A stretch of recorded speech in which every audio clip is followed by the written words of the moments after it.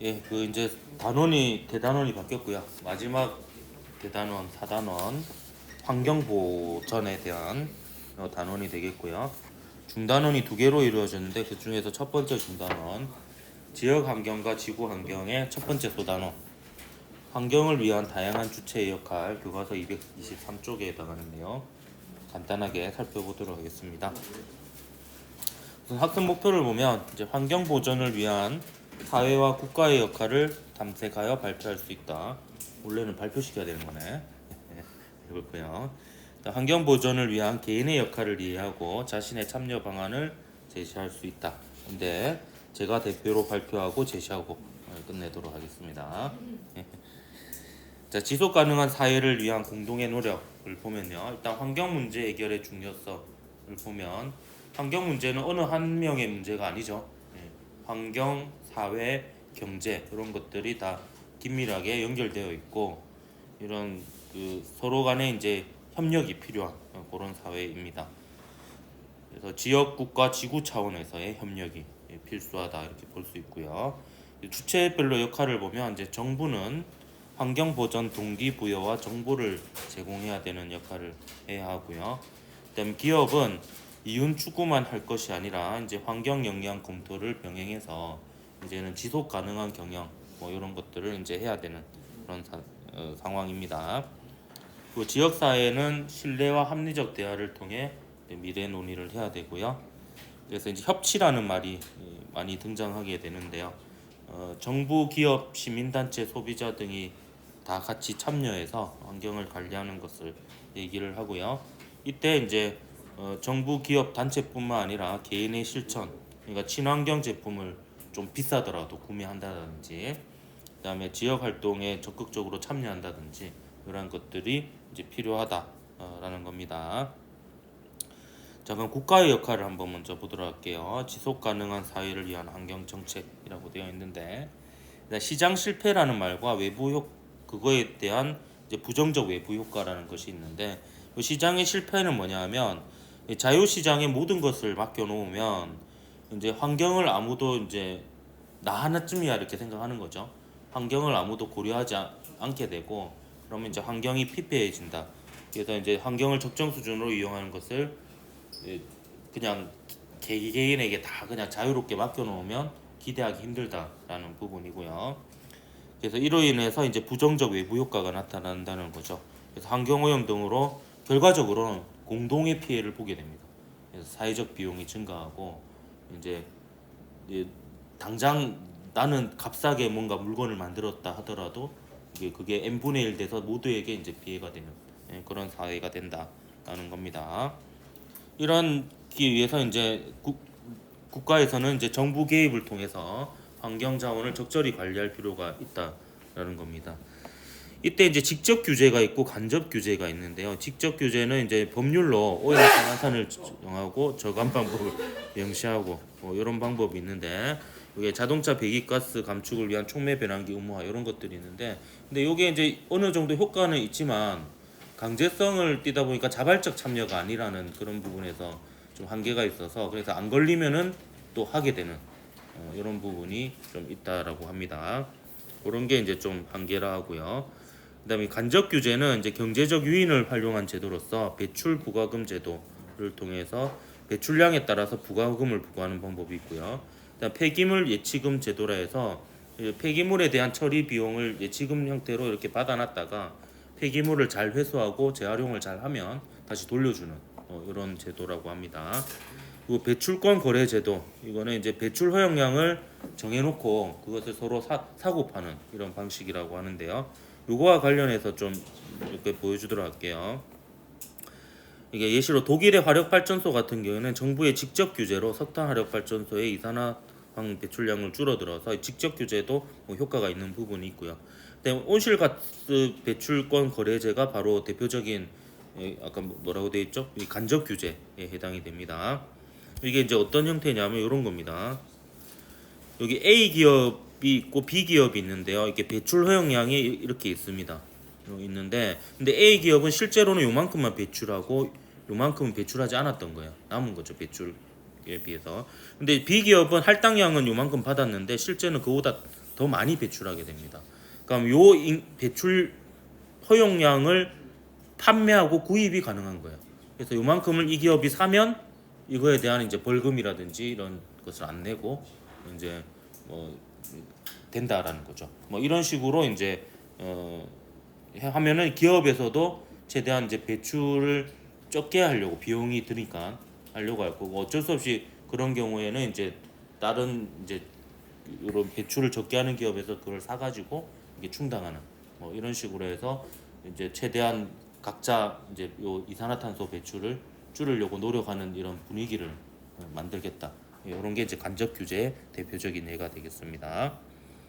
그래서 정부 규제의 한계와 대안을 보면 한계는 주체별 상황 반영 부족 및 유연성이 결여되어서 잘 이루어지지 않는 경우가 있고요.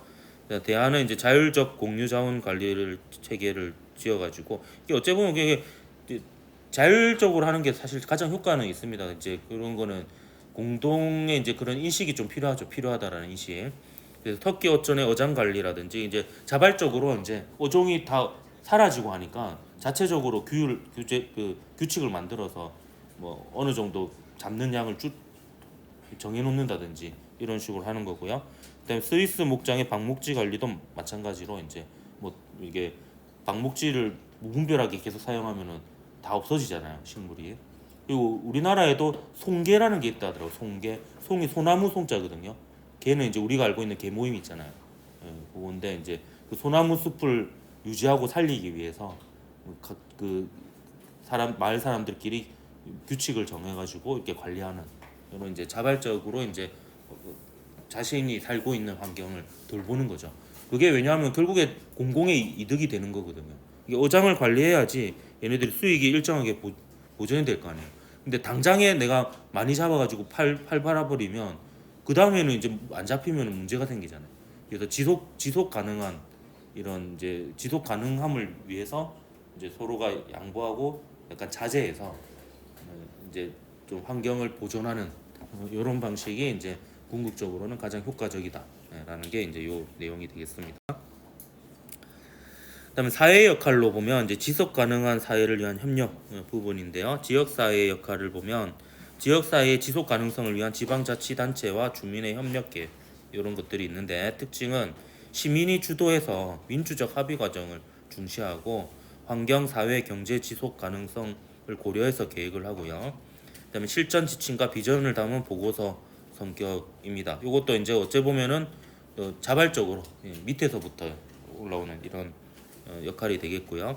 그다음에 기업의 역할을 보면요, 이제 기업이 사회적 책임을 실천하는 방식인데 이 기업의 이제 개념이 좀 달라지고 있죠. 전통적인 관점은 이윤이 주 목적이고 이게 거의 다죠. 그래서 이윤 극대화가 이제 중심인데 현대적 관점은요, 이제 소비자가 이제 기업의 이미지도 보고 물건을 사게 되거든요. 그래서 기업이 이제 약간 좀 나쁜 기업이다 이러면 그 물건이 좋고 싸더라도 불매 운동이나 이런 걸 통해서 안 사기도 하고 이렇게 되거든요. 그렇기 때문에 현대적 관점에서는 이제 환경과 사회 기여도 중시하면서 어찌 보면 기업 이미지 관리도 해야지 소비자가 이게 소비를 한다 이렇게 착한 소비 이런 말이 많이 생겼잖아요. 네, 그런 것들이 일어나고요. 그래서 지속 가능한 경영은 이제 경제적 성장, 환경 보전 그리고 사회적 책임을 통합하게 하는 경영 방식으로 대표적으로 유한 킴벌리의 재활용 원료 사용 그리고 우리 강산 푸르게 캠페인 그리고 아베다라는 기업의 이제 유기농 원료와 재생에너지 활용 부분이 있는데 이 부분은 이제 원래 조사하는 건데 교과서에서 조사 결과가 나와 있더라고요. 그래서 이 이야기 그냥 같이 읽어보고 지나가도록 하겠습니다. 유한 킴벌리 얘기 한번 볼게요. 우리나라 회사죠. 유한 킴벌리. 유한 킴벌리는 환경 경영을 통해 기업의 경제적 이윤과 환경 보호를 동시에 추구하는 기업으로 알려져 있다.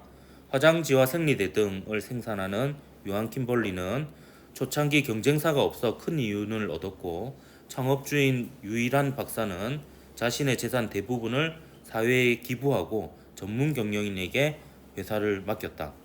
유한 킴벌리는 1980년대 초 우리나라 기업 최초로 환경관리 전담팀을 만들었다. 펄프를 사용하는 대신 나무를 심고 가꾸는 일을 지원하였고 폐지를 수입하지 않고 우리나라에서 확보하여 원료 운송에 드는 환경 영향을 줄이고 경제성을 높였다. 열대림의 무단 훼손하는 방식으로 얻은 펄프를 사용하지 않으면서 환경을 고려하여 원료를 확보하였다. 환경을 생각하는 경영으로 환경을 지킬 뿐 아니라 기업의 이윤을 확보할 수 있다는 생각에 기반을 둔 경영을 주도한 문국현 현 CEO는 우리나라의 대표적인 환경 경영인으로 알려져 있다. 유언 킴벌리가 꾸준히 진행한 우리 강산 푸르게 캠페인은 우리나라의 푸른 강산을 지키는 데 기여하였다. 그래서 이제 이러한 사실들을 아는 소비자들은 똑같은 생리대를 사더라도 이제 이 회사 제품을 사게 되겠죠. 이런 식으로 해서 이제 지속 가능하면서 환경도 생각하는 이런 이제 기업이 이제 잘 된다. 요새는 이제 생각해보면 일단 착해야지 잘 되는 것 같아요. 그 연예인들도 보면 결국에 인성 나쁜 애들은 다 나가리 되죠. 기업도 이제 마찬가지인 것 같아요. 왜냐하면 이제는 뭐 SNS 이런 것도 해서 소문이 확 퍼져버리잖아요, 완전히. 그러다 보니까 이제 숨길 수 없는 이런 사회가 되어가고 있는 것 같습니다. 다음 아베다 얘기 한번 읽어보도록 할게요. 자, 아베다는 이거 화장품이가 화장품에서 본 것 같은데 이만큼 화장품을 생산하는 기업으로 유기농 화장품과 환경을 고려하는 경영 철학으로 유명하다. 아베다는 유기농 원료를 사용하고 재활용 소재의 제품 용기를 사용할 뿐만 아니라 미국 미네소타에 위치한 제조 공장에서 이용하는 모든 전력은 풍력 발전으로 생산하고 있다.